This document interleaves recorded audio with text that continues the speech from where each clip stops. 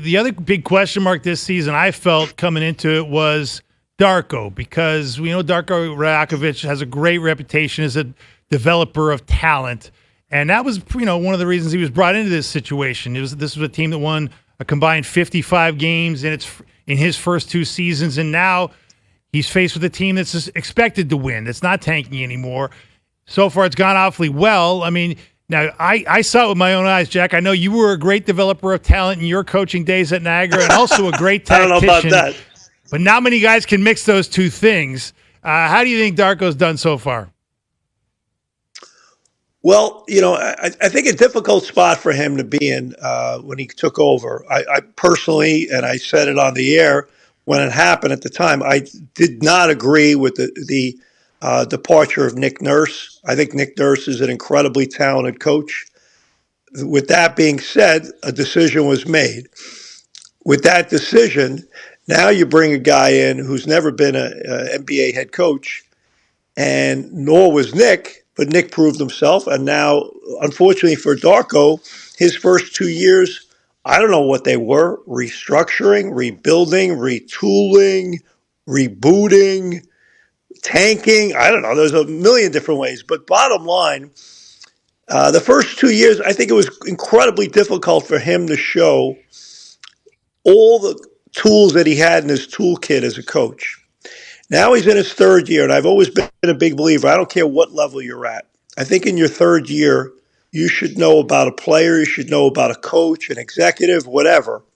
And I think in the 3rd year now, with the handcuffs off and everyone's pointing in the right direction saying, hey, we need to win, he's showing that the foundation and the groundwork he put in place is coming to fruition. So I'm really happy for him, because a lot of times it's like being an expansion coach.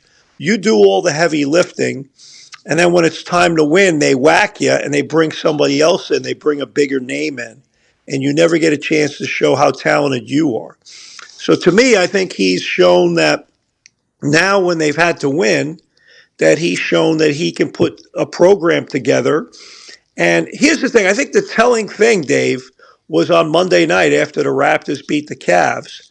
Unprompted, and let me repeat this, unprompted, and this is a guy that played for Mike Krzyzewski at Duke. Brandon Ingram raved about playing for Darko. Again, this is a guy that is an elite talent in this league and knows what a good coach is, knows what a good team is, knows what winning is, knows what talent is, and unprompted just said, hey, this guy's incredible to play for, and he's our leader. He's a big reason why we're successful. He gets us going every day.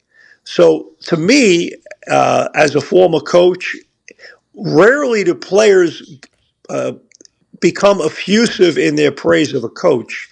Normally, they look in the mirror and say, it's all about me. Right. So for a guy to not only praise how much he loves his teammates, but more importantly to bring it up without being prompted on it, I think says a lot. So I think that says a lot about the job that Darko's done. And again, the guy that hired you as the president is no longer here. Thank goodness they have at least stability where Bobby Webster took over, and a lot of those same attributes and things that wanted to be put in place are still there. And so, I think it helps around him. God forbid if they didn't bring anyone back, and now he's got a new executive, and he's basically a lame duck coach with little chance of surviving. And so to me, I think it's worked out really well, where there's stability in the front office. And there's been a lot of movement around him, an ownership change above him as the president. And yet I think he's stuck to the task, and I think these guys really believe in him. And look, pro coaching today, they not only have to respect you, they got to like you. And I think the players both like him and respect him. And look, he can get after them and rip a strip off of them. I've seen it. He will do it. And at the same time, he'll give him a pat on the butt, and he'll give him a hug, and those guys will go, I love this guy. I'll play hard for him. And I can, and he's done a great job of developing personal relationships with guys so that in the heat of battle, when you get into a guy and challenge a guy a little bit, guys don't retreat and get have their feelings hurt.